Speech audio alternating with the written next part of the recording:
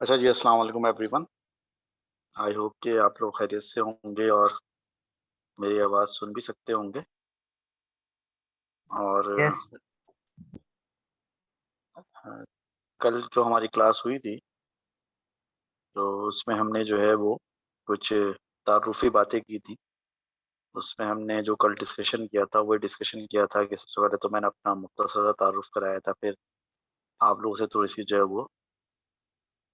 जो है चिट-चैट की थी, आप लोगों के बारे में थोड़ा-सा जानने की कोशिश की थी। और फिर उसके बाद जो है वो हमने जो है कुछ सिलेबस के बारे में बात की थी, कुछ पेपर पैटर्न के बारे में बात की थी। अच्छा, आप लोग सबसे पहले मुझे ये बताएँ कि आप लोगों को मेरी आवाज़ क्लियर आ रही है बिल्कुल? माइक अनम्यूट करके बोलिएगा। यस सर, बिल्कुल सही। Yes sir. Yes sir, clear है ठीक आवाज। जी सर। Yes sir. ठीक है, यानी आप लोगों को क्लियर आवाज़ आ रही है। ठीक है, बहुत अच्छी बात है। मतलब मुझे सिर्फ़ एक 30 सेकंड दीजिएगा, ज़रा ये आईपैड कनेक्ट हो जाए तो फिर मैं जो है वो आपके साथ स्क्रीन शेयर करता हूँ।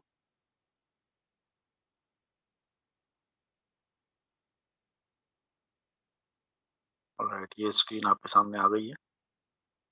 ये कुछ मैं आपको थोड़ा-सा ओवरव्यू कराता हूँ, कल जो हमने क्लास में डिस्कस किया था। सबसे पहले मैंने आपको एक बड़ा अच्छा-सा कलरफुल जो है वेलकम किया था, इस तरह से लिखकर अपने हाथों से। और फिर उसके बाद मैंने आपको जो है वो सिलेबस के कंटेंट के बारे में बताया था, कि सिलेबस में कौन-कौन से चैप्टर्स हैं जो कि हमें कवर करने हैं। और ये 11 चैप्टर्स के बारे में मैंने आपको बताया था और कुछ इसका इंट्रोडक्शन भी दिया था कि किस चैप्टर में हमें क्या करना है। उसके बाद मैंने आपको पेपर पैटर्न के बारे में बताया था कि पेपर जो है आपके 3 पेपर्स में आप प्रिपेयर होंगे।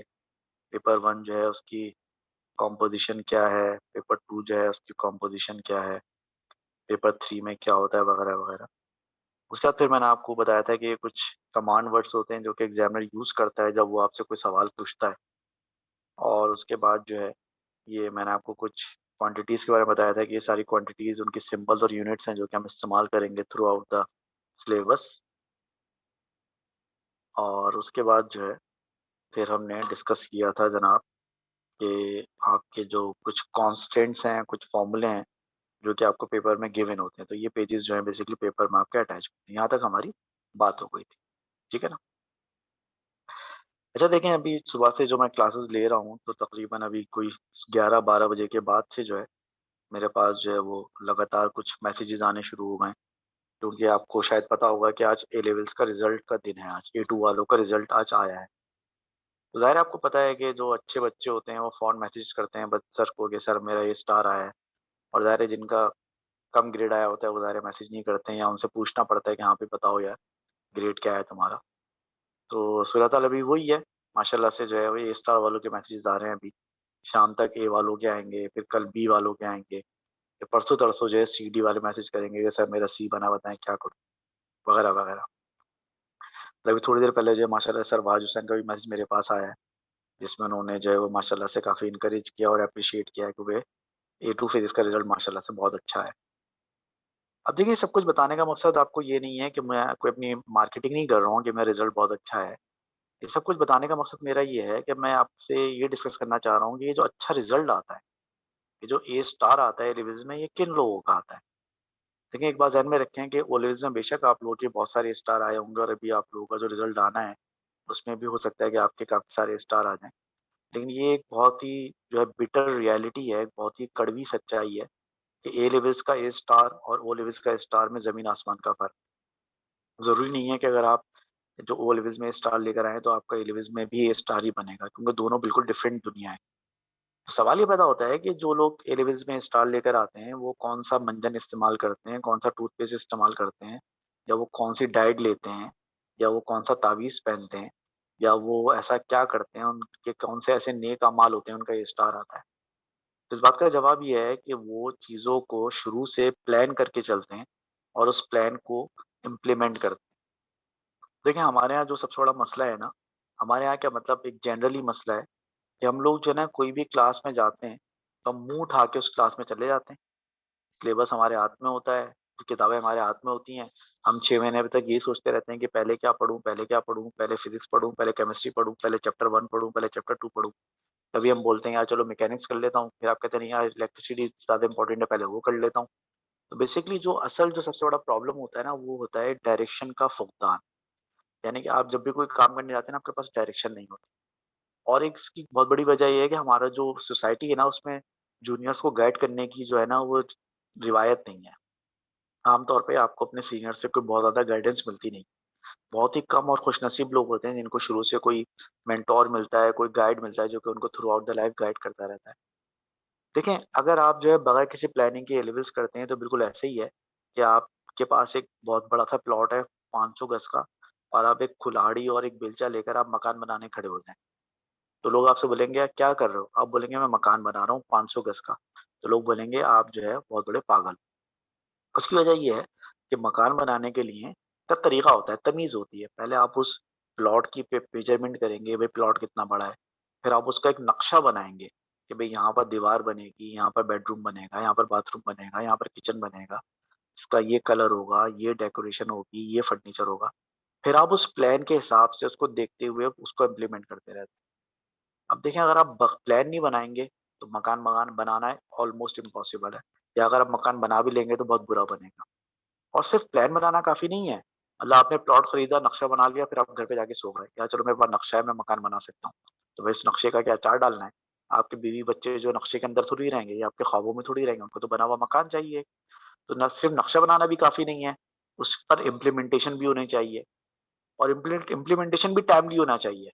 अगर नक्शे के हिसाब से आपको 6 महीने में मकान बनाना है, तो आपको रोज़ का काम रोज़ करना होगा। ये नहीं है कि आप नक्शा बना के बैठ गए और 10 साल में आपने मकान बनाया। इसी तरह से आपका ए लेवल्स है। अब मैं आपको ए लेवल्स पढ़ाना शुरू कर देता हूँ। आज मैं आपको पहला चैप्टर पढ़ाना शुरू कर रहा हूँ। लेकिन अब आपने पहला चैप्टर पढ़ना शुरू कर दिया, बस आप रोज़ाना क्लास लेते हैं, चैप्टर पढ़ते हैं, आपको पता ही नहीं है आपको पढ़ना है क्या है, तैयारी क्या है, टेस्ट कैसे होगा, फिर प्रैक्टिस कैसे होगी, पास पेपर कैसे होंगे। तो आपका जो ये मसला है ना, कि आपको क्या करना है, किस तरह से करना है, ये मैं पहले दिन ही सॉल्व कर देता हूँ। देखें, आप में से वो स्टूडेंट जो मुझसे पहले पढ़ चुके हैं, या ओ लेवल्स में जो लोग मुझसे पढ़ चुके हैं, उनको पता है कि जब मैं कोई भी क्लास स्टार्ट करता हूँ, चाहे ओ लेवल्स की क्लास स्टार्ट करूँ, चाहे एएस की स्टार्ट करूँ, चाहे ए2 की स्टार्ट करूँ, मैं हमेशा पहले दिन जो है बच्चों को एक पूरा कंप्लीट स्टडी प्लान देता हूँ। और वो प्लान जो होता है वो ये होता है कि हम पूरे साल सिलेबस की तैयारी कैसे करेंगे, और उसमें पहले दिन से लेकर आखिरी दिन तक का पूरा कंप्लीट प्लान मौजूद होता है। मेरे पास अभी पूरा प्लान मौजूद नहीं है। जब आप लोग पहली जो है फिजिकल क्लास लेने आएँगे, तो मैं उसका हार्ड कॉपी, उसके प्रिंट आउट आपको दूँगा, लेकिन मैं आपको अभी दिखा सकता हूँ वो प्लान होता कैसा है। वो प्लान अगर मैं आपको दिखाऊँ, तो मैं आपको अभी दिखाता हूँ कि देखें, ये एक प्रोग्रेस चार्ट होता है जो कि मैं हर क्लास को देता हूँ। ये उसके मैं कुछ स्क्रीनशॉट्स आपको दिखा रहा हूँ इस वक़्त, आपको स्क्रीन पे नज़र आ रहा होगा। अब देखें, ये जो स्क्रीनशॉट आपको नज़र आ रहा है, इस पर आप हेडिंग देखें तो हेडिंग क्या लिखी हुई है? यहाँ पर हेडिंग लिखी हुई है, syllabus progress chart as level physics. यानी कि ये जो प्रोग्रेस चार्ट है, कौन सी क्लास के लिए है? ये एएस के लिए है। इंशाअल्लाह ताला अगर ज़िंदगी रही और अल्लाह ताला ने मौका दिया, तो अगले साल जब आप ए2 में आएँगे, तो वहाँ पर आपको ए2 लेवल फिज़िक्स का भी ऐसे ही आपको एक प्रोग्रेस चार्ट मिलेगा। और लास्ट ईयर जो लोग मुझसे ओ लेवल्स में पढ़ते थे, उनको याद होगा मैंने इसी तरह से ओ लेवल्स का भी एक प्रोग्रेस चार्ट दिया था। अब ये होता है क्या है प्रोग्रेस चार्ट? जो लोग फ़ैमिलियर नहीं है, उनको उनके लिए मैं बता रहा हूँ। ये प्रोग्रेस चार्ट ये होता है कि इस प्रोग्रेस चार्ट में आपका पूरे साल का जो सिलेबस होता है ना, सीआईई का सिलेबस, मतलब मेरा अपना सिलेबस नहीं, सीआईई का सिलेबस, वो यहाँ पर मेंशन हुआ हुआ होता है। जो बीच में आपको बहुत सारी अंग्रेजी लिखी हुई नज़र आ रही है ना, ये सारी अंग्रेजी जो है ना, बेसिकली आपका सिलेबस है। ये अंग्रेजी मैंने नहीं लिखी है, क्योंकि मैं तो इतनी सारी अंग्रेजी एक साथ लिख भी नहीं सकता, क्योंकि मेरी अंग्रेजी इतनी अच्छी नहीं है। तो ये जो सारी इंग्लिश लिखी हुई है ना, ये टोटल आपका सिलेबस है। यानी अगर आप यहाँ से पढ़ना शुरू करें, तो यहाँ से लेकर आखिर तक जो सब लिखा होगा, वो आपका टोटल आपका पूरा सिलेबस लिखा हुआ है। हमने क्या किया है, हमने इस सिलेबस को चैप्टर वाइज़ और सब टॉपिक वाइज़ डिवाइड कर लिया है। मिसाल के तौर पर, अगर आप इस चार्ट का जो है वो सबसे पहला कॉलम देखें, सबसे पहले कॉलम में एक नंबर लिखा हुआ है 1, इसका मतलब ये चैप्टर नंबर 1 है आपके सिलेबस का। अगले कॉलम में इस चैप्टर का नाम लिखा हुआ है। क्या नाम है इस चैप्टर का? Physical quantities and units. फिर उससे अगले कॉलम में जो है, वो उस चैप्टर के सब टॉपिक्स लिखे हुए हैं। मिसाल के तौर पर पहले चैप्टर के 3 सब टॉपिक्स लिखे हुए हैं। 1.1 physical quantities, 1.2 SI units, 1.3 scalar and vector. ठीक है? अब जो ये आपके सब टॉपिक्स हैं, इन सब टॉपिक्स में आपका सिलेबस आपसे क्या-क्या डिमांड करता है? ये जो सब टॉपिक्स हैं, इसमें मिसाल के तौर पे पहला जो सब टॉपिक है फिजिकल क्वांटिटीज़, इसमें आपका सिलेबस आपसे 2 चीज़ें डिमांड करता है। पहला वो चीज़ डिमांड कर रहा है कि आपको फिजिकल क्वांटिटीज़ की समझ होना चाहिए। दूसरा डिमांड कर रहा है आपको रीज़नेबल एस्टिमेट करना आना चाहिए। और तीसरा वो आपसे अगला जो आपका सब टॉपिक है एसआई यूनिट्स का, उसमें पहली वो डिमांड आपसे ये कर रहा है कि आपको बेस क्वांटिटीज़ का पता होना चाहिए। तो मैं आपको पहले ये चीज़ कराऊँगा, फिर ये कराऊँगा, फिर ये कराऊँगा। जब ये तीनों चीज़ें कंप्लीट हो जाएँगी, तो आगे कॉलम में क्या लिखा हुआ है? WS01। WS01 का मतलब है वर्कशीट नंबर 1। ये वर्कशीट नंबर 1 जो है ये मैं आपको क्लास में सॉल्व कराऊँगा, जिसमें बेसिकली आपके पास पेपर के क्वेश्चंस होंगे, एमसीक्यूज़ भी होंगे, स्ट्रक्चर्ड भी होंगे। फिर मैं आपको सब टॉपिक 1.2 का अगला कॉन्सेप्ट कराऊँगा बी, और वो कॉन्सेप्ट कराने के बाद मैं आपको वर्कशीट नंबर 2 कराऊँगा। फिर जब हम वर्कशीट नंबर 1 और 2 कर लेंगे, तो उसके बाद आप एक खुद एक एक्सरसाइज सॉल्व करेंगे, और ये जो एक्सरसाइज होगी ये आपकी प्रैक्टिस एक्सरसाइज होगी। पीई का मतलब यहाँ पर प्रैक्टिस एक्सरसाइज है। ये आपकी प्रैक्टिस एक्सरसाइज 1 होगी, जो कि मैं आपको प्रोवाइड करूँगा, और इसके आंसर्स भी मैं आपको प्रोवाइड करूँगा। तो जब आप ये प्रैक्टिस एक्सरसाइज 1 कर लेंगे, तो उसके बाद जो है आप उसके आंसर देकर चेक भी कर सकेंगे। ये बेसिकली आपकी पर्सनल अपनी प्रैक्टिस के लिए होगा। जब आप वर्कशीट नंबर 1, वर्कशीट नंबर 2 और प्रैक्टिस एक्सरसाइज 1 कर लेंगे, तो फिर मैं आपको एक असाइनमेंट दूँगा, जो कि आपकी असाइनमेंट 1 होगी। ये अनसॉल्व्ड होगी, इसको आप घर ले जाएँगे, इसको आप सॉल्व करेंगे, 2 दिन 3 दिन का मैं आपको टाइम दूँगा। उसके बाद आप ये मुझे सबमिट कराएँगे। मैं आपसे ये बुक लेकर घर चला जाऊँगा, इसको मैं 2, 4, 5 दिन बाद चेक करके वापस लाके दूँगा। इसमें आपके जो प्रॉब्लम्स होंगे उनको रेक्टिफाई करूँगा, और ये मार्क्ड होगी, इसके नंबर होंगे। उसके बाद जब ये आप असाइनमेंट नंबर 1 तक पहुँच जाएँगे, तो फिर आपका टेस्ट 1 हो जाएगा, और वो टेस्ट 1 कहाँ तक का होगा? यहाँ से लेकर यहाँ तक का आपका टेस्ट 1 हो जाएगा। हो गया? उसके बाद फिर हम ये कॉन्सेप्ट करेंगे, ये कॉन्सेप्ट करेंगे, ये कॉन्सेप्ट करेंगे, वर्कशीट नंबर 3 हो जाएगी। ये वाला कॉन्सेप्ट करेंगे, वर्कशीट 4 हो जाएगी। ये वाला कॉन्सेप्ट करेंगे, वर्कशीट 5 हो जाएगी। तो जब मैं आपको ये तीनों वर्कशीट्स करवा दूँगा, तो आप फिर प्रैक्टिस एक्सरसाइज 2 से प्रैक्टिस करेंगे, असाइनमेंट 2 सबमिट कराएँगे, जो कि मैं आपको चेक करके वापस करूँगा, और उसके बाद आपका टेस्ट 2 हो जाएगा। इस तरह थ्रू आउट द सिलेबस हम चलते रहेंगे, टॉपिक्स करते रहेंगे, वर्कशीट्स करते रहेंगे, उनसे रिलेटेड प्रैक्टिस करते रहेंगे। फिर आपकी जो है वो असाइनमेंट जो है, वो आप सबमिट कराते रहेंगे, और टेस्ट उसके कॉरेस्पॉन्डिंग टेस्ट होते रहेंगे। इससे आप पूरे साल जो है, आप हर सब टॉपिक के जो है वो वर्कशीट, उसके असाइनमेंट, उसकी प्रैक्टिस, उसका टेस्ट देते रहेंगे, और पूरे साल में ऑलमोस्ट तकरीबन कोई मिला-जुला के ये को 30 के अराउंड जो आपके टेस्ट बनेंगे, और 30 के अराउंड आपके असाइनमेंट्स बनेंगे। उसके अलावा हर 3 चैप्टर, 4 चैप्टर्स करने के बाद मैं आपको जो है वो एक ग्रुप रिवीजन दिया करूँगा। ग्रुप रिवीजन का मतलब है अ, चैप्टर्स का ग्रुप। इनके 3 चैप्टर्स का रिवीजन दे दिया, 4 चैप्टर्स का रिवीजन दे दिया, 2 चैप्टर्स का रिवीजन दे दिया, और फिर उसका एक ग्रुप टेस्ट ले लिया। फिर 3 चैप्टर्स का एक साथ टेस्ट ले लिया, 4 चैप्टर्स का एक साथ टेस्ट ले लिया, वगैरह-वगैरह। इसके अलावा स्कूल वाले आपका ऑफिशियल एग्ज़ाम लेंगे, जो कि तकरीबन 3 कम से कम एग्ज़ाम होते हैं, समटाइम्स 4 भी हो जाते हैं। तो देखिए, अब आपको हर एक कॉन्सेप्ट जो अलग-अलग पढ़ाया जा रहा है, उसकी वर्कशीट कराई जा रही है, उसकी प्रैक्टिस कराई जा रही है, उसकी असाइनमेंट दी जा रही है, फिर उसके टेस्ट दिए जा रहे हैं। फिर आपके chapter wise, section wise revision आपको दिए जाएँगे, और रिवीजन के टेस्ट लिए जाएँगे, और फिर स्कूल की तरफ से आपके अलग से टेस्ट लिए जाएँगे। तो इतनी विगरस प्रैक्टिस करने के बाद भी अगर आपका ग्रेड नहीं आए, तो फिर इसका मतलब ये है कि फिर तो मतलब एक आप खुदकशी कर लीजिएगा उसके बाद। ये मतलब बचता है उसका। तो ये हमारा प्लान है। बस अब हमें जो अल्लाह से दुआ करना चाहिए कि अल्लाह ताला मुझे भी और आपको भी जो इस्तकामत दे, कंसिस्टेंसी दे, और हम लोगों को हिम्मत दे और तौफीक दे कि हम पूरे साल जो है इसके ऊपर जो है सेम पैशन के साथ जो है वो अमल कर सकें। ताकि जैसे अभी जो रिज़ल्ट के मेरे पास मैसेजेस आ रहे हैं कि सर मेरा स्टार आया है, सर मेरा स्टार आया है। तो इंशाल्लाह ताला आप लोग भी मुझे अगले साल ऐसे ही मैसेज करें कि सर मेरा ए आया है, सर मेरा ए आया है, और सर मेरा ए आया है। ठीक है? तो सब लोग आमीन इंशाल्लाह बोलें। सर, आमीन। ठीक है? इंशाअल्लाह ताला, और ऐसा होगा, इंशाअल्लाह ज़रूर होगा। बस आपको जो है बस कंसिस्टेंसी से काम लेना है, रेगुलर रहना है, पंक्चुअल रहना है, और रोज़ का काम रोज़ करना है। ठीक है?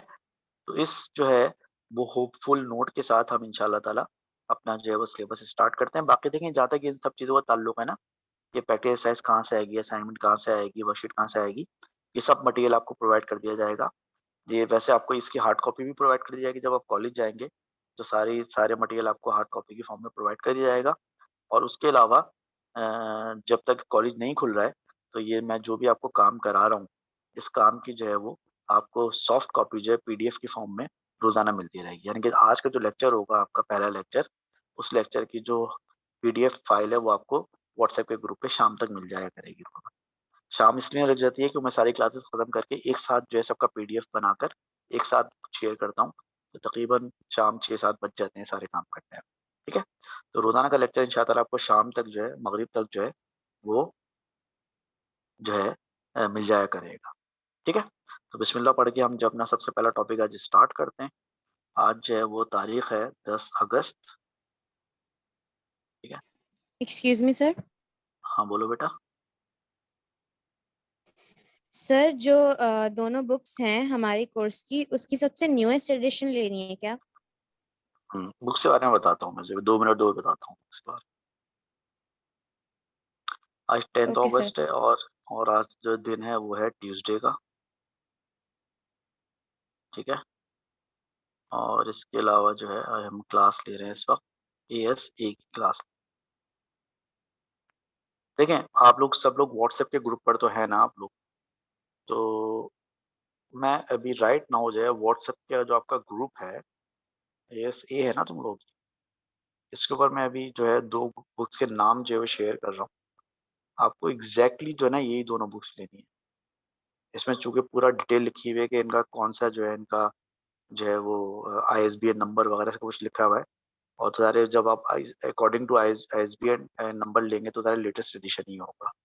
ठीक है? तो देखें, ये मैं अभी राइट नाउ आपके पास ग्रुप पर आ जाएगा 1 सेकंड में। हाँ जी, चेक करें। ये व्हाट्सएप के ग्रुप पे देखें, मैंने 2 बुक्स की डिटेल मैंने जो है वो शेयर की है। तो आप लोग अभी व्हाट्सएप का ग्रुप खोलकर अभी चेक कर लें। ठीक है? ये जो 2 बुक्स मैंने जो आपके साथ शेयर की हैं, 2 बुक्स की डिटेल, ये इनमें से आप कोई भी एक बुक परचेज़ कर सकते हैं। चाहे तो दोनों बुक्स परचेज़ कर सकते हैं।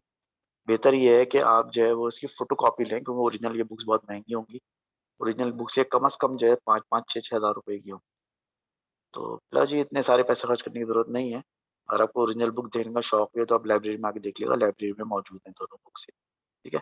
सर आपने पढ़ने क्या के लिए सॉफ्ट रखी हैं? कॉपी हम यूज कर सकते हैं? दोबारा बोलो यार, मुझे आवाज़ नहीं आई। सर मैं पूछ रहा था सॉफ्ट कॉपी यूज कर सकते हैं, हार्ड कॉपी लाइक ऐसे जरूरी तो वो अरे लाइक भाई, बहुत। कोई सी भी कॉपी यूज़ करो, बस किताब पढ़ो बस। किताब पढ़ो, चाहे चोरी करके पढ़ो, चाहे सॉफ्ट कॉपी पढ़ो, चाहे हार्ड कॉपी पढ़ो, कुछ भी करके पढ़ो, बस किताब पढ़ो। इम्पोर्टेंट बात है कि किताब पढ़नी है बस। ठीक है? सही ठीक है सर। तरीका कोई भी हो, आई डोंट माइंड। ठीक है जी? तो ये आपके सारे सवालों का जवाब आ गया बुक्स के हवाले से। ये 2 बुक्स हैं जो कि आपको फॉलो करनी है। अब आपकी मर्ज़ी है, कोई एक ले लें, दोनों ले लें, सॉफ्ट कॉपी ले लें, हार्ड कॉपी ले लें, ओरिजिनल ले लें, फोटोकॉपी ले लें, खरीद लें, चुरा लें, छीन लें, कुछ भी कर लें। भाई ये 2 बुक्स हैं। ठीक है? चलें जी आगे चलते हैं।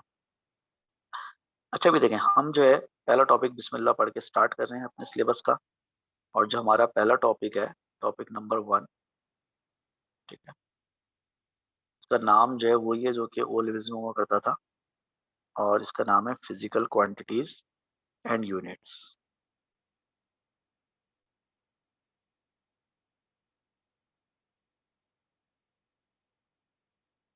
ठीक है जी?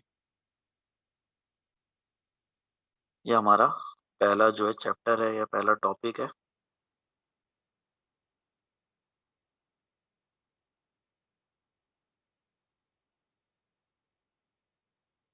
जो हम स्टार्ट कर।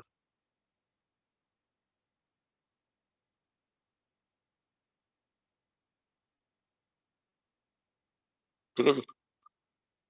जो कि हमारा पहला chapter physical quantities and units. ठीक है? जो कि हमें स्टार्ट करना है।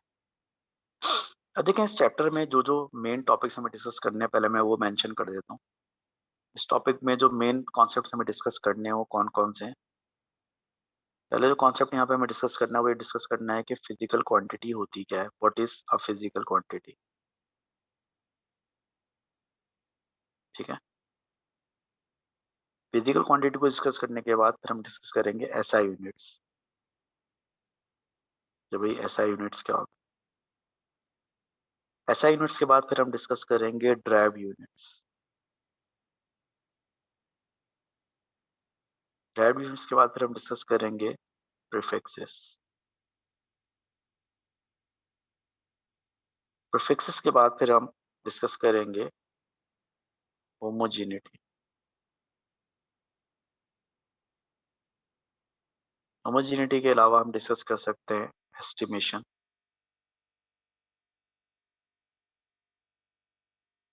एस्टिमेशन के बाद हम डिस्कस करेंगे स्केलर एंड वेक्टर्स। ठीक है? स्केलर एंड वेक्टर्स के बाद फिर हम डिस्कस करेंगे प्रिसीजन एंड एक्यूरेसी।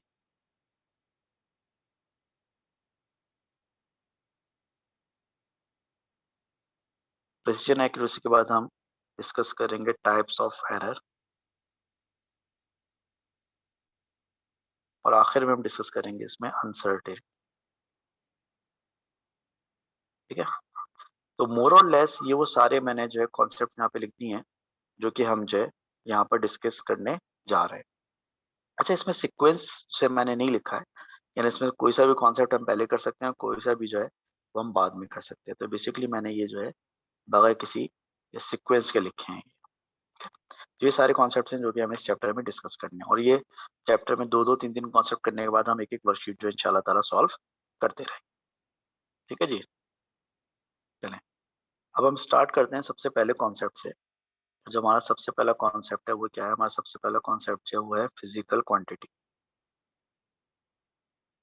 ठीक है, हमारा सबसे पहला कॉन्सेप्ट जो है वो क्या है? हमारा सबसे पहला कॉन्सेप्ट जो है वो फिजिकल क्वांटिटी है।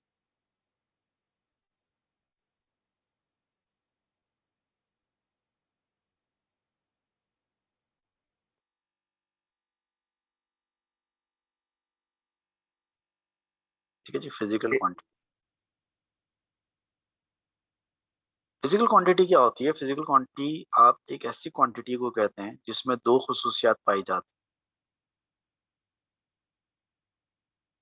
ठीक है, एक quantity which can be, number one, measured, and number two, expressed in numbers। ठीक है, तो फिजिकल क्वांटिटी आप एक ऐसी क्वांटिटी को कहते हैं जिसमें दो बातें पाई जाती हैं। फिजिकल क्वांटिटी आप ऐसी क्वांटिटी को कहते हैं जिसमें दो बातें पाई जाती हैं, उसको मेजर किया जा सकता हो और उसको नंबर्स में एक्सप्रेस किया जा सकता हो। तो हर वो क्वांटिटी जिसको आप मेजर कर सकते हैं और उसको आप नंबर्स में एक्सप्रेस कर सकते हैं वो फिजिकल क्वांटिटी कहलाती है। मिसाल के तौर पर मैं आपको कई मिसालें दे सकता हूँ। ठीक है, मिसाल के तौर पर, फॉर एग्जाम्पल, मिसाल के तौर पे अगर मैं आपसे कहूँ कि किसी चीज़ का मास है, तो मास को आप मेजर करने के लिए क्या यूज़ करेंगे? मास को मेजर करने के लिए आप बैलेंस यूज़ करेंगे, और बैलेंस से यूज़ करने के बाद आप लिखेंगे कि उसका मास जो है भाई 2 मिलीग्राम है, या 4 केजी है, या 60 टन्स है, या 20 स्लग है। ये सब मास की यूनिट्स हैं। ऐसे मिसाल के तौर पर मैं आपसे कहता हूँ एरिया। एरिया को नापने के लिए आपको टेप वगैरह, कोई स्केल वगैरह यूज़ कर सकते हैं। फिर आप उसका एरिया लिखेंगे, भाई एरिया उसका 4 मीटर स्क्वायर है, या 3 मिलीमीटर स्क्वायर है, या 60 सेंटीमीटर स्क्वायर है, या 2 किलोमीटर स्क्वायर है वगैरह। ऐसे लेंथ है, लेंथ नापने के लिए आप कोई टेप इस्तेमाल कर सकते हैं या आप कोई स्केल इस्तेमाल कर सकते हैं। आपका आंसर कुछ इस तरह का आएगा, भाई 10 मीटर लेंथ है, या 40 इंच लेंथ है, या 60 माइल लेंथ है, या 20 फीट लेंथ है वगैरह वगैरह। या आप टाइम नाप सकते हैं। टाइम नापने के लिए आप कोई स्टॉप वॉच, कोई क्लॉक वगैरह यूज़ करेंगे। फिर आपका आंसर कुछ इस तरह का आएगा, अभी 40 सेकंड्स, या 20 मिनट्स, या 60 आवर्स वगैरह वगैरह। या आप जिस तरह से जो है वो अपना क्या कहते हैं, अपना जो है वो आप अ, क्या नाप सकते हैं, वॉल्यूम नाप सकते हैं। वॉल्यूम नापने के लिए आप कोई सिलेंडर यूज़ कर सकते हैं, मेजरिंग सिलेंडर वगैरह। ठीक है, आपका आंसर कुछ इस तरह का आएगा, 20 सेंटीमीटर क्यूब, या 40 सेंटीमीटर क्यूब, या 30 मीटर क्यूब, या 20 डेसीमीटर क्यूब वगैरह। इसी तरह से जो है वो आप जो है फोर्स नाप सकते हैं। आपका फोर्स नापने के लिए आप कोई न्यूटन मीटर टाइप की चीज़ जो है वो इस्तेमाल कर सकते हैं। ठीक है, और न्यूटन मीटर जो है वो नाप कर आप उसकी फोर्स को पॉन्ड्स में, एलबी में बता सकते हैं, न्यूटन में बता सकते हैं। या आप प्रेशर को जो है नाप सकते हैं। प्रेशर को मिसाल के तौर पर आप जो है एक मैनोमीटर के ज़रिए, या नैनोमीटर के ज़रिए, या बैरोमीटर के ज़रिए नाप सकते हैं। और मैनोमीटर जो है उसके ज़रिए फ़र्ज़ करें आपका प्रेशर आ सकता है न्यूटन पर सेंटीमीटर स्क्वायर में आ सकता है, न्यूटन पर मीटर स्क्वायर में आ सकता है, या पॉन्ड्स पर इंच स्क्वायर में आ सकता है प्रेशर। तो कहने का मतलब ये है कि ये जो सारी चीज़ें हैं, इसमें आप टेम्परेचर की मिसाल और ले लें। टेम्परेचर को नापने के लिए आप थर्मामीटर यूज़ कर सकते हैं। थर्मोमीटर यूज करके आपका आंसर आ सकता है 40 केल्विन या 20 डिग्री सेंटीग्रेड या 30 फ़ारेनहाइट वगैरह। तो ये मैंने आपको जितने भी एग्जाम्पल्स दिए हैं, ये एग्जाम्पल्स उन चीज़ों की एग्जाम्पल्स हैं जिन चीज़ों को आप मेजर कर सकते हैं, यानी कि नाप सकते हैं, और मेजर करने के साथ साथ उनको आप नंबर्स में एक्सप्रेस भी कर सकते हैं। तो वो तमाम क्वांटिटीज जिनको मेजर किया जा सकता है और जिनको नंबर्स में एक्सप्रेस किया जा सकता है, उन तमाम क्वांटिटीज को हम फिजिकल क्वांटिटीज कहते हैं, like mass, area, length, time, volume, force, pressure, temperature वगैरह। क्योंकि इन सबको आप नाप सकते हैं और इन सबको आप जो है वो न्यूमेरिकली नंबर्स में एक्सप्रेस कर सकते हैं। अब मिसाल के तौर पर मैं आपसे कहूँ कि भाई मुझे जो है बहुत तेज बुखार है, तो मुझे जो बहुत तेज बुखार है, ये बुखार का जो लफ्ज है फिजिकल क्वांटिटी के जमरे में नहीं आता है। It is not counted as a physical quantity, क्योंकि हम बुखार को मेजर नहीं कर सकते और ना ही हम बुखार को नंबर्स में एक्सप्रेस कर सकते हैं। हम जो बेसिकली मेजर करते हैं और नंबर पे एक्सप्रेस करते हैं वो आपका बॉडी टेम्परेचर होता है। जब डॉक्टर आपको कहता है यार आपको 101 बुखार है, तो वो 101 आपका बुखार नहीं होता है, वो 101 आपका बॉडी टेम्परेचर होता है। तो बेसिकली बॉडी टेम्परेचर ज्यादा होने को हम बुखार होना कहते हैं और बॉडी टेम्परेचर कम होने को हम बुखार नहीं होना कहते हैं। तो कहने का मतलब यह है कि हर वो चीज जिसके जो है जिसकी जो है वो आप मेजरमेंट कर सकते हैं और जिसको आप नंबर्स में एक्सप्रेस कर सकते हैं, उस चीज को जो है वो आप क्या कहते हैं, उस चीज को आप फिजिकल क्वांटिटी कहते हैं। ये मैंने आपको जितनी भी एग्जांपल्स दी हैं, जितनी भी मैंने आपको एग्जांपल्स दी है, mass, area, land, time, volume, force, pressure, temperature, work, energy, power, current, voltage, resistance, ये सब कुछ क्या है, ये सब कुछ जो है फिजिकल क्वांटिटीज है। ठीक है। अब यहाँ पर एक इम्पॉर्टेंट नोट ये है कि a unit is always needed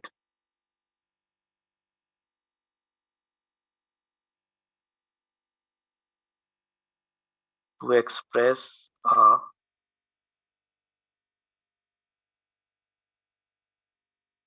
physical quantity। ठीक है। यानी कि एक फिजिकल क्वांटिटी को एक्सप्रेस करने के लिए आपको हमेशा एक यूनिट चाहिए होती है। विदाउट यूनिट आप किसी फिजिकल क्वांटिटी को जो है वो एक्सप्रेस नहीं कर सकते। ठीक है। जब तक आपके पास कोई यूनिट नहीं होगी, आप जो है किसी फिजिकल क्वांटिटी को एक्सप्रेस नहीं कर सकते प्रॉपर्ली। मिसाल के तौर पे फर्ज करें, मैं अगर आपसे ये कहूँ कि किसी चीज का मास जो है वो 2 है, तो क्या ये बात कंप्लीट हुई? तो ये बात कंप्लीट नहीं हुई। क्यों नहीं हुई? क्योंकि भाई 2 है तो आप पूछेंगे 2 क्या है? 2 जो है वो, मिसाल के तौर पे आप बोलेंगे 2 मिलीग्राम है, 2 ग्राम है, 2 मतलब 2 क्या है? तो उसका जवाब ये होगा कि भाई 2 मिलीग्राम है। अगर मैं बोलूँ मास 4 है, तो आपका फिर वही सवाल होगा कि 4 क्या है भाई? तो भाई 4 जहाँ पे किलोग्राम।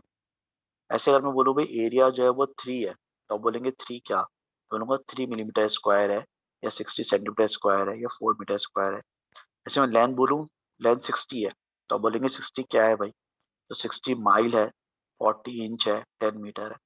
तो बॉटम लाइन ये है कि ये जो मैंने सब जगहों पर जो मिलीग्राम लिखा है, ये किलोग्राम लिखा है, ये टन लिखा है, ये स्लग लिखा है, ये मीटर स्क्वायर लिखा है, ये मिलीमीटर स्क्वायर लिखा है, ये सेंटीमीटर स्क्वायर लिखा है, किलोमीटर स्क्वायर लिखा है, मीटर है, इंच है, माइल है, फीट है, सेकंड है, मिनट है, आवर्स है, या सेंटीमीटर क्यूब है, या सेंटीमीटर क्यूब है, मीटर क्यूब है, डेसीमीटर क्यूब है, पॉन्ड्स है, न्यूटन है, न्यूटन पर सेंटीमीटर स्क्वायर, न्यूटन पर मीटर स्क्वायर, पॉन्ड्स पर inch square, kelvin, centigrade, Fahrenheit, ये सब क्या है? ये सब यूनिट्स हैं।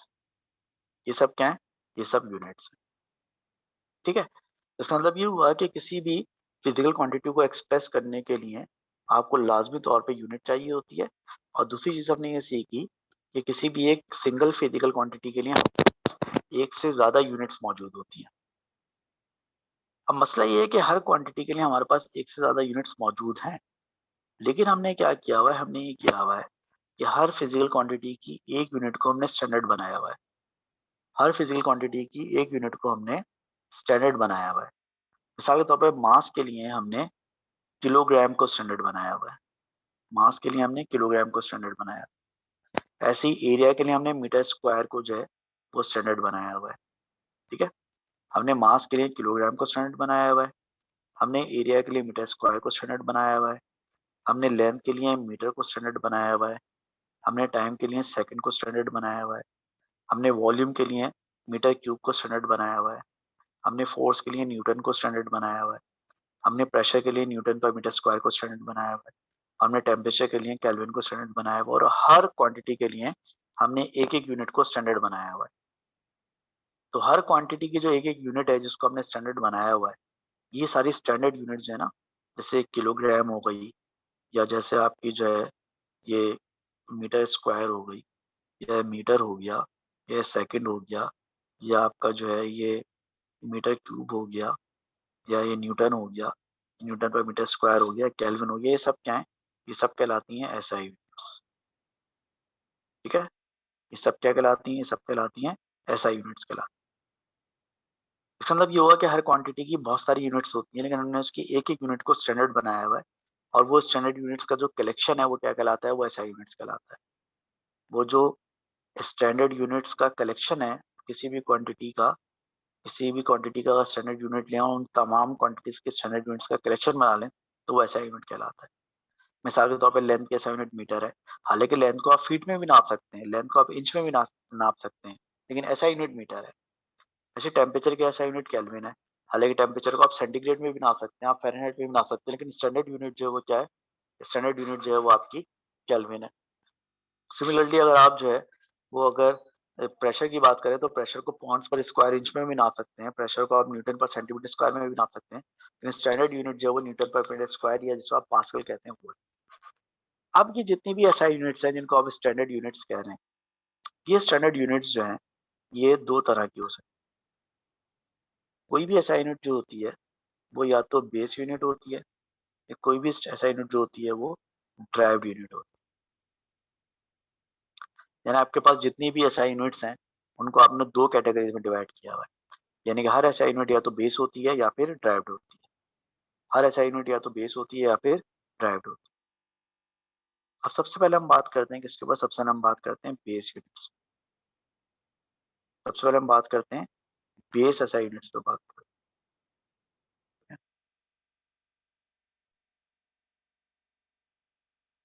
सबसे पहले हम बात करेंगे बेस एसआई यूनिट्स। अब देखिए जो बेस एसआई यूनिट होती हैं वो हमारे पास तादाद में 7 होती है। मैं यहाँ पे सारी जो बेस यूनिट्स हैं वो तफसील से लिख रहा हूँ। 1, 2, 3, 4, 5, 6 और एक 7। मैं पहले वो क्वांटिटी लिखूँगा जिस क्वांटिटी की वो यूनिट है और फिर मैं उसकी जो है वो उस क्वांटिटी की बेस एसआई यूनिट लिखूँगा।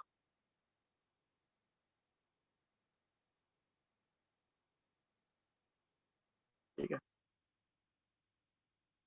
मिसाल के तौर पर पहली क्वांटिटी हमारे पास है लेंथ, इसको आमतौर पे एल से शो करते हैं। दूसरी क्वांटिटी हमारे पास मास है जिसको आमतौर पे स्मॉल एम से शो करते हैं। तीसरी क्वांटिटी हमारे पास टाइम है जिसको आमतौर पे स्मॉल टी से शो करते हैं। चौथी हमारे पास क्वांटिटी टेम्परेचर है जिसको आमतौर पे कैपिटल टी से शो करते हैं। पांचवी हमारे पास जो क्वांटिटी है वो करंट है या इलेक्ट्रिक करंट है जिसको हम कैपिटल आई से शो करते हैं। फिर छठी क्वांटिटी हमारे पास अमाउंट ऑफ सब्सटेंस है।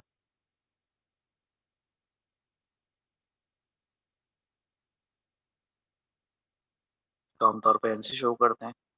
और सातवीं हमारे पास क्वांटिटी है वो ल्यूमिनस इंटेंसिटी है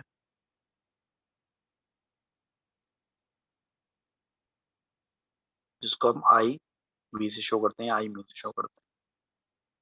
लेंथ के लिए जो हम यूनिट इस्तेमाल करते हैं वो है मीटर। स्मॉल एम का मतलब क्या है? मीटर। मास के लिए जो हम इस यूनिट इस्तेमाल करते हैं वो है स्मॉल केजी। और स्मॉल केजी का मतलब क्या है? स्मॉल केजी का मतलब है किलोग्राम। टाइम के लिए हम सेकंड यूज करते हैं, स्मॉल एस सेकंड।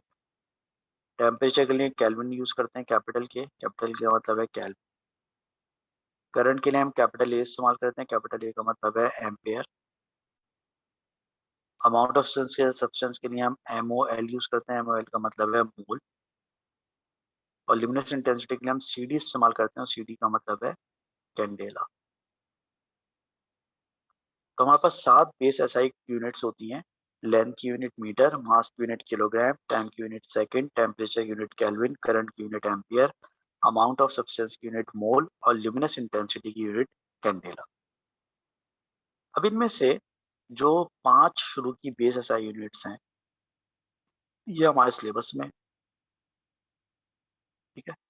शुरू की 5 जो बेस एसआई यूनिट है, ये हमारे एएस के सिलेबस में है, और बाकी जो 2 हैं वो फिर आप बाद में पढ़ेंगे। फिलहाल आप जो है इनको नहीं पढ़ेंगे, ठीक है। इनके बारे में हम डिस्कशन करेंगे A2 के अंदर, ठीक है। तो फिलहाल एएस में जो है हम सिर्फ 5 बेस क्वांटिटीज पे फोकस करेंगे। लेंथ, मास, टाइम, टेम्परेचर, करंट। लेंथ की यूनिट मीटर है, मास की यूनिट किलोग्राम है, टाइम की यूनिट सेकंड है, टेम्परेचर की यूनिट केल्विन है, करंट की यूनिट एम्पियर है। एक चीज को ध्यान में रखना है कि आप जो है किसी भी क्वांटिटी की सिंबल तो चेंज कर सकते हैं अपनी मर्जी से। मिसाल तौर पे लेंथ को मैं स्मॉल एल से भी शो कर सकता हूँ, कैपिटल एल से भी शो कर सकता हूँ। टाइम को मैं चाहूँ तो स्मॉल टी से शो करूँ, चाहे कैपिटल टी से शो करूँ, कोई पाबंदी नहीं है। लेकिन किसी यूनिट की जो सिंबल होती है उसको आप चेंज नहीं कर सकते। अगर मीटर स्मॉल एम से शो करना है तो स्मॉल एम से ही करना है, कैपिटल एम से नहीं कर सकते। अगर किलोग्राम में के स्मॉल है तो के स्मॉल ही रहेगा, कैपिटल नहीं हो सकता। अगर केल्विन का के कैपिटल है तो कैपिटल ही रहेगा, स्मॉल के नहीं ले सकते आप। और एम्पियर की सिंबल अगर कैपिटल ए है तो कैपिटल ए ही रहेगी, स्मॉल ए नहीं हो सकती। तो जो यूनिट्स होती हैं उनकी सिंबल फिक्स होती है, वो आप चेंज नहीं कर सकते। तो हमारे पास 5 बेस एसआई यूनिट्स हैं: metre, kilogram, second, kelvin, ampere. और इन पांचों बेस एसआई यूनिट्स की जो क्वांटिटीज हैं, लेंथ, मास, टाइम, टेम्परेचर, करंट, ये भी बेस क्वांटिटीज कहलाएंगी। यानी जो बेस एसआई यूनिट्स की क्वांटिटीज होती है ना, वो भी बेस क्वांटिटीज कहलाती है। इनके अलावा और जो हम एसआई यूनिट्स यूज करते हैं, वो एसआई यूनिट्स क्या कहलाती हैं? वो SI units derived SI units कहलाती हैं। इनके अलावा और जो हम एसआई यूनिट्स यूज करते हैं, वो क्या कहलाती हैं? वो ड्राइव्ड एसआई यूनिट्स कहलाती हैं।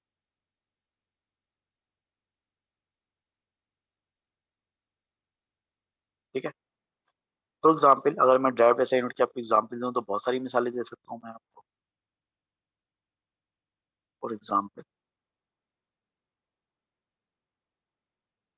मिसाल के तौर पे देखें, अगर मैं आपसे कहूँ एसआई यूनिट ऑफ फोर्स की बात कर लें, तो एसआई यूनिट ऑफ फोर्स है वो न्यूटन है।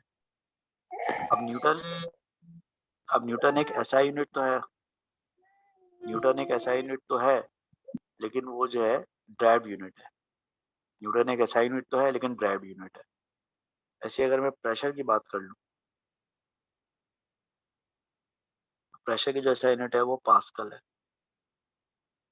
पास्कल एक एसआई यूनिट तो है लेकिन ड्राइव यूनिट है। जैसे अगर मैं वर्क की बात कर लूँ, तो वर्क की जो एसआई यूनिट है वो जूल है। अब जूल एक एसआई यूनिट तो है लेकिन ड्राइव्ड है। ऐसे अगर मैं पावर की बात कर लूँ, तो पावर की एसआई यूनिट जो है वो क्या है? वो वॉट। वॉट बेशक एक एसआई यूनिट है लेकिन ड्राइव्ड एसआई यूनिट है। ऐसे अगर मैं इलेक्ट्रिक चार्ज की बात कर लूँ, तो इलेक्ट्रिक चार्ज की यूनिट जो है वो कूलम है। अब कूलम बेशक एक एसआई यूनिट है लेकिन वो ड्राइव्ड यूनिट है। ऐसे अगर मैं पोटेंशियल डिफरेंस की बात कर लूँ, तो पोटेंशियल डिफरेंस की यूनिट वोल्ट है। अब वोल्ट एक एसआई यूनिट है लेकिन ड्राइव्ड यूनिट है। ऐसे मैं अगर रेजिस्टेंस की बात कर लूँ, तो रेजिस्टेंस की यूनिट ओहम है। अब ओहम बेशक एक ऐसा यूनिट है लेकिन ड्राइव्ड है, एटसेट्रा। कहने का मतलब ये है कि हमारे पास जो एसआई यूनिट होती हैं वो 2 तरह की होती हैं। एसआई यूनिट्स या तो बेस होती हैं या ड्राइव्ड होती हैं। हमारे सिलेबस में बेस यूनिट जो है वो कितनी है? हमारे सिलेबस में बेस यूनिट जो है वो 5 हैं। ठीक है। लेंथ की यूनिट मीटर, मास की यूनिट किलोग्राम, टाइम की यूनिट सेकेंड, टेम्परेचर की यूनिट केल्विन और करंट की यूनिट एम्पियर। ये जो 5 क्वांटिटीज हैं ये बेस क्वांटिटीज कहलाती हैं, और जो 5 यूनिट्स हैं ये बेस एसआई यूनिट्स कहलाती हैं। इनके अलावा जितनी भी एसआई यूनिट्स हैं, जो मैंने आपको बहुत सारी मिसालें दी, ये सारी की सारी ड्राइव्ड एसआई यूनिट्स हैं। मिसाल के तौर पर फोर्स की एसआई यूनिट न्यूटन है। अब न्यूटन एक ड्राइव्ड यूनिट है, तो जो फोर्स है वो भी एक ड्राइव क्वांटिटी कहलाएगी। ऐसे प्रेशर की एसआई यूनिट पास्कल है। पास्कल एक ड्राइव्ड यूनिट है, तो प्रेशर भी एक ड्राइव क्वांटिटी है। ऐसे वर्क की यूनिट जूल है, जूल एक ड्राफ्ट क्वांटिटी, ड्राइव्ड यूनिट है, तो वर्क भी ड्राफ्ट क्वांटिटी कहलाएगी। ऐसे पावर एक ड्राइव्ड क्वांटिटी है और उसकी यूनिट वॉट जो है वो एक ड्राइव्ड एसआई यूनिट है। ऐसे चार्ज एक ड्राइव्ड क्वांटिटी है और उसके एसआई यूनिट कूलम जो है ड्राइव्ड यूनिट है। ऐसे पोटेंशियल डिफरेंस एक ड्राइव्ड क्वांटिटी है और उसके एसआई यूनिट जो है वोल्ट वो एक ड्राइव्ड एसआई यूनिट है। ऐसे रेजिस्टेंस एक ड्राइव्ड क्वांटिटी है और उसके एसआई यूनिट ओम जो है वो एक ड्राइव्ड एसआई यूनिट है। तो जब कोई यूनिट एसआई यूनिट जब बेस होती है तो उसकी क्वांटिटी भी बेस होती है, और जब कोई एसआई यूनिट ड्राइव्ड होती है तो उसकी एसआई यूनिट भी ड्राइव्ड होती है। ठीक है जी। तो इसका पता ये चला कि हमारे पास जो है वो किसी एक क्वांटिटी के लिए यूनिट्स तो बहुत सारी होती हैं, लेकिन उसकी एसआई यूनिट एक ही होती है। और कोई भी एसआई यूनिट जो होती है वो या तो बेस होती है या ड्राइव होती है। बेस यूनिट्स हमारे सिलेबस में 5 हैं और उसके अलावा जितनी भी एसआई यूनिट्स हैं सारी ड्राइव हैं। और अगर किसी क्वांटिटी की यूनिट बेस होगी तो खुद भी बेस्ड क्वांटिटी कहलाएगी, और किसी क्वांटिटी की एसआई यूनिट ड्राइव्ड होगी तो खुद भी क्या कहलाएगी, खुद भी वो ड्राइव्ड यूनिट कहलाएगी। ठीक है। अब देखें हम जो है यहाँ पर एक प्रैक्टिस करने जा रहे हैं। उस प्रैक्टिस में क्या होगा, उस प्रैक्टिस में ये होगा कि मैं आपके सामने कोई एक वर्ड लिखूंगा। ठीक है।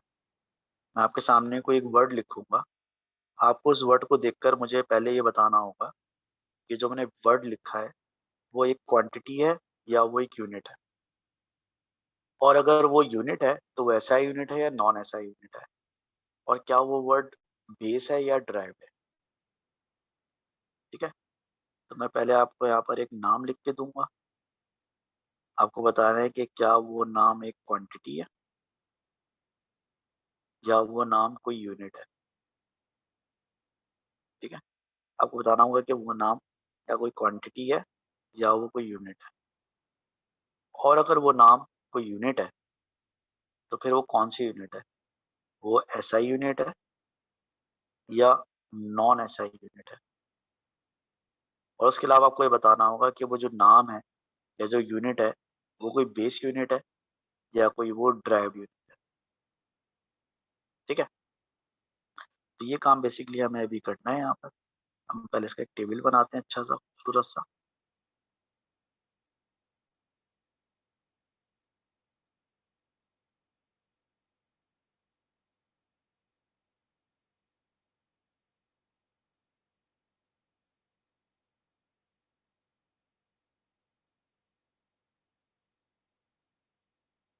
ठीक है जी। अब मिसाल के तौर पर मैंने सबसे पहले क्या लिखा, सबसे पहले मैंने लिखा है यहाँ पर, मैंने यहाँ पे लिखा मीटर। तो क्या मीटर एक क्वांटिटी है? उसका जवाब है कि मीटर एक क्वांटिटी नहीं है भाई। फिर दूसरा सवाल ये है कि अगर मीटर क्वांटिटी नहीं है तो क्या यूनिट है? हाँ भाई यूनिट है। तो क्या ये एक ऐसा यूनिट है? बिल्कुल ऐसा यूनिट है। अब अगर ये ऐसा यूनिट है तो ये बेस यूनिट है या ड्राइव यूनिट है? तो भाई ये एक बेस यूनिट है, ये ड्राइव यूनिट नहीं। या फर्ज करें मैं लिखता हूँ यहाँ पर, मैंने यहाँ पे लिखा शबाना। ठीक है। तो क्या शबाना कोई क्वांटिटी है? नहीं भाई, शबाना तो कोई क्वांटिटी नहीं है। क्या शबाना कोई यूनिट है? कोई यूनिट भी नहीं। तो जब ये कोई यूनिट नहीं है तो ऐसा ही होगी ना नॉन ऐसा ही होगी। और जब ये ना यूनिट है ना क्वांटिटी तो ना बेस होगी ना ड्राइव। तो इस तरह से मैं कोई भी एक नाम लिखूंगा तो आपको मुझे इन कैरेक्टरिस्टिक्स के बारे में बताना। अब मैं एक एक करके जो है लिस्ट में से नाम पुकारता रहूंगा, आपको अपना माइक जो है वो अनम्यूट करके मुझे बताना होगा इन सवालों के जवाब। ठीक है। चलें सही है। सबसे पहले जो है मैं यहाँ पर लिखता हूँ, सबसे पहले नाम यहाँ पे मैं लिखता हूँ सेंटीग्रेड। ठीक है। सबसे पहला नाम मैंने यहाँ पे लिखा सेंटीग्रेड, और उसका जवाब मुझे देंगी अनुषा अशफाक। यस अनुषा।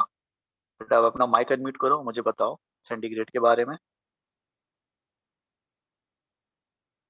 अनुषा अशफाक। अनुषा अशफाक को शायद मेरी आवाज़ नहीं जा रही, या इनके माइक का कोई मसला हो सकता है। चलें अनुषा को छोड़ते हैं। फातिमा अजीज। यस फातिमा अजीज। फातिमा अजीज, आपको अगर मेरी आवाज़ जा रही है तो अपना माइक अनम्यूट करें।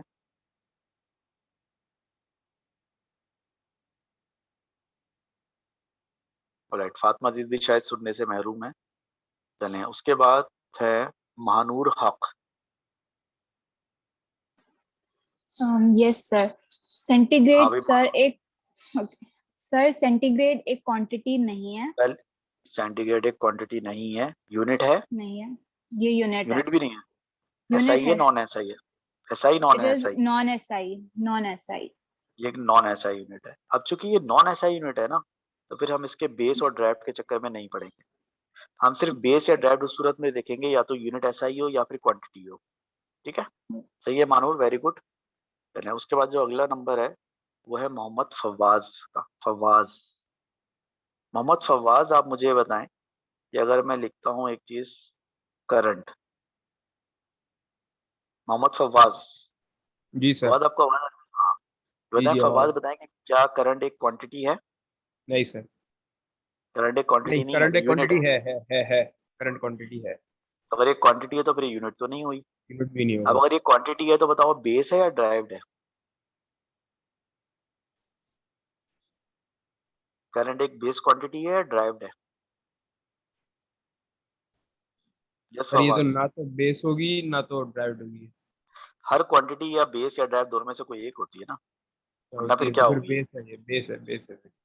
ये एक बेस क्वांटिटी है, क्योंकि अगर आप देखें तो बेस यूनिट्स में जो हमने लिखा था, तो बेस यूनिट्स में करंट का नाम मौजूद है, यानी कि ये एक बेस क्वांटिटी है क्योंकि इसकी यूनिट बेस एसआई यूनिट है। लेकिन चीजें देखने में बहुत आसान लगती हैं ये, जब उसका सवाल आता है ना तो फिर आप ऐसे ही परेशान हो जाते हैं जैसे अभी आप बोल रहे हैं। लेकिन आई होप कि मैं इंशाल्लाह आपको इतना प्रिपेयर कर दूंगा कि आप एग्जाम के आखिर में इस तरह से परेशान नहीं होंगे इंशाल्लाह। चले जी, उसके बाद अगली, हमने अगले जो है वो नेम की तरफ चलते हैं। अगला जो जवाब है उसका जवाब देंगी मरियम फातिमा। और मरियम फातिमा, आपको ये बताना है कि जो आपका क्या कहते हैं लेंथ है, क्या चीज है? सर लेंथ लेंथ क्या इज है? अ क्वांटिटी है, quantity. Length is a quantity. क्योंकि क्वांटिटी है तो फिर यूनिट नहीं होगी। अब अगर ये क्वांटिटी है तो ये बेस है या ड्राइव्ड है? Sir it is a base quantity. Is a base quantity. Length एक बेस क्वांटिटी है क्योंकि लेंथ जो है वो बेस क्वांटिटी के टेबल में शामिल है। लेंथ की एसआई यूनिट मीटर होती है जो कि बेस एसआई यूनिट। ठीक है, चलें जी, इसका जो अगला जवाब है वो हमें देंगे मोहम्मद अरीब साहब। मोहम्मद अरीब साहब, ये बताएं पीडी, पीडी का मतलब है पोटेंशियल डिफरेंस। मोहम्मद अरीब, आपको आवाज आ रही है मुझे? Yes sir. हाँ, मोहम्मद अरीब, ये बताएं कि पोटेंशियल डिफरेंस क्या है, क्वांटिटी है यूनिट है? क्वांटिटी। क्वांटिटी है ये। अब अगर ये क्वांटिटी है तो ये बेस क्वांटिटी है या ड्राइव्ड क्वांटिटी है? बेस। अच्छा, अगर ये बेस क्वांटिटी है तो उसको इस टेबल के अंदर होना चाहिए, तो यहाँ कहीं भी पोटेंशियल डिफरेंस लिखा हुआ नजर आ रहा है आपको? नहीं नहीं, तो फिर इसका मतलब ये बेस क्वांटिटी नहीं है, ड्राइव टू गई। बल्कि आपको पोटेंशियल डिफरेंस यहाँ लिखा हुआ नजर आ रहा है, ये एक ड्राइव्ड यस। यूनिट है। ठीक है, तो जैसे कि मैंने आपसे कहा कि कुछ चीजें देखने में बहुत आसान लगती हैं, लेकिन जब आपको टेस्ट किया जाता है तो पता चलता है कि जिंदगी इतनी आसान नहीं है। Life is not a bed of roses. Anyways, आगे चलते हैं। कुछ ज्यादा फलसफियाना बात कर दी मैंने, जरूरत नहीं थी यहाँ करने की, बट कोई बात नहीं, अब तो कर दी। अगली जो चीज है, जो कॉन्सेप्ट है, उसका जवाब हमें देंगी मिशाल फातिमा अरशद साहिबा। और जो वो अगला जो नाम है वो है कूलम। यस, मिशाल फातिमा अरशद। मिशाल, आपको मेरी आवाज आ रही है? Yes, sir, I can hear you. बताएं ये क्वांटिटी है, यूनिट है? Sir, coulomb quantity है, कौन सी क्वांटिटी है, SI non SI? SI. SI. अगर एसआई यूनिट है तो बेस है ड्राइव्ड है? तो ये बेस है। अस्तगफुरुल्लाह पढ़ लें 3 दफा आप, क्योंकि जो तो बेस क्वांटिटी है आपके सामने लिखी हुई है, यहाँ पे बताएं कूलम कहाँ लिखा है? यहाँ पर, यहाँ पे हाँ, कहीं कूलम लिखा हुआ? कूलम जो ये लिखा हुआ, कूलम, आप अगर अल्लाह ने आपको आंखें दी है माशाल्लाह से, तो आप देख सकते हैं कूलम जो कहाँ लिखा हुआ है, ड्राइव्ड में लिखा हुआ है। तो coulomb is a derived assignment. कोई बात नहीं, प्रैक्टिस करेंगे इंशाल्लाह ताला, आ ही जाएगा कभी ना कभी समझ। ठीक है, चलें, सही है। उसके बाद अब अगली जो मैं आपको एग्जाम्पल देने वाला हूँ, वो एग्जाम्पल आप ले लें किसकी, वो एग्जाम्पल आप ले लें टाइम की एग्जाम्पल है, टाइम। और उसका जवाब जो हमें देंगे वो देंगे जनाब उमर काशिफ साहब। उमर काशिफ साहब, उमर काशिफ साहब, आप ये बताएं कि ये क्वांटिटी है या यूनिट है? टाइम्स उमर काशिफ क्वांटिटी है। सवाल, ये क्वांटिटी है, यूनिट नहीं है। अब बताएं ये बेस क्वांटिटी है, ड्राइव्ड है?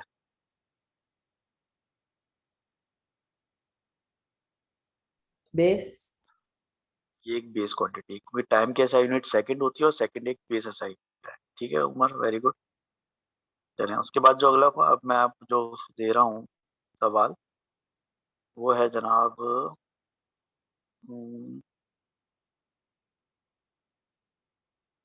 केल्विन, और उसका जवाब हमें देंगी समीता जहां आरा साहिबा।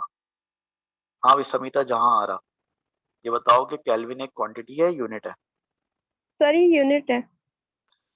केल्विन एक यूनिट है। अब ये बताओ ये ऐसा यूनिट है या नॉन ऐसा यूनिट है? ऐसा यूनिट। अब अगर ये ऐसा यूनिट है तो बेस है या ड्राइव्ड है? बेस। ये एक बेस यूनिट है, वेरी गुड। ठीक है, तो केल्विन एक ऐसा यूनिट है और बेस ऐसा यूनिट है। गुड समीता। आखिरी सवाल जो है वो हम लिख लेते हैं जनाब। आखिरी जो है हमारे पास वो है स्पीड। ठीक है, और इसका जवाब हमें देंगी जूबिया सईद साहिबा। ठीक है, जूबिया हमें इसका जवाब देंगी। जूबिया ये बताएं सर कि स्पीड स्पीड, एक हाँ बोलो। क्वांटिटी है, ये एक क्वांटिटी है, क्वांटिटी है यूनिट, स्पीड। बेस है, ड्राइव्ड है? ड्राइव्ड है। ये ड्राइव्ड है क्योंकि बेस में इसका जिक्र नहीं आता है।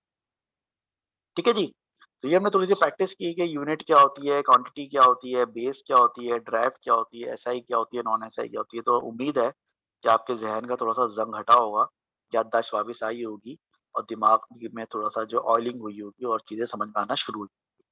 इंशाल्लाह इस टॉपिक को हम कंटिन्यू करेंगे। That is all for today, और कल की क्लास में हम यहीं से स्टार्ट करेंगे जहाँ पर हमने आज खत्म किया है। ठीक है, थैंक यू वेरी मच। अल्लाह हाफिज सर, थैंक यू। अल्लाह हाफिज़। Bye bye.